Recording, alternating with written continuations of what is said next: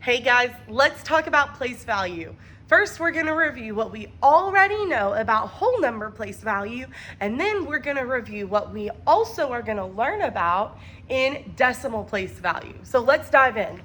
So we already know that if a number has one digit and it's a whole, that means with no decimal, that means it is in the ones place value, right? Now, here's the thing. If it has two numbers, what's that gonna be? That's the tens place value. And if it has three whole numbers, what does that mean? It is hundreds. Ones, tens, hundreds. Now, let's talk about something a little bit more, all right? So, we already know whole numbers, but there are also decimal numbers that we need to make sure we know those place values. So, here is where our decimal is, always after the ones place, all right? So, in the first place value after the decimal, it's gonna be what would it be called? It's not the once, it's not the once place, which would make sense because it is on the opposite side and it's the first place value.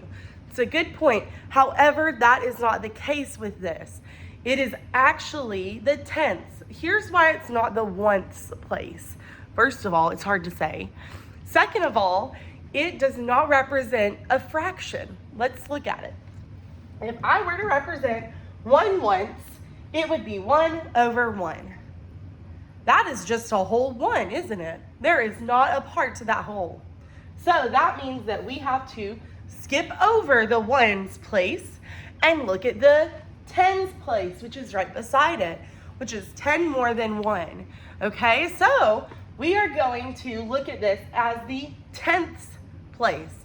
Notice how I say tens in the whole number and tenths with a TH at the end in the decimal number. Okay, so now we're gonna dive a little bit deeper into what exactly tenths is.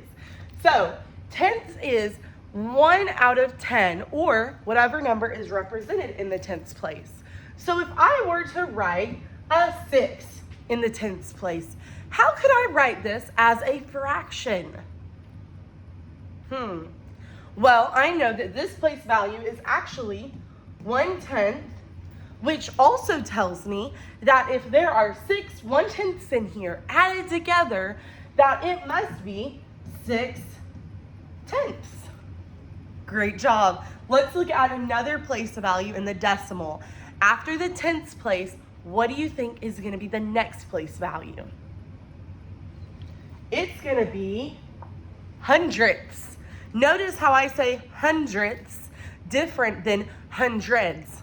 Now let's talk about how if I were to write this as a fraction, how would I write a number with a hundredth? All right, let's look at it. So if I were to put, let's put a 5 in our hundredth place. If I were to put a 5 in the hundredth place, then this would no longer be 6/100ths, 6/10ths. It would be what?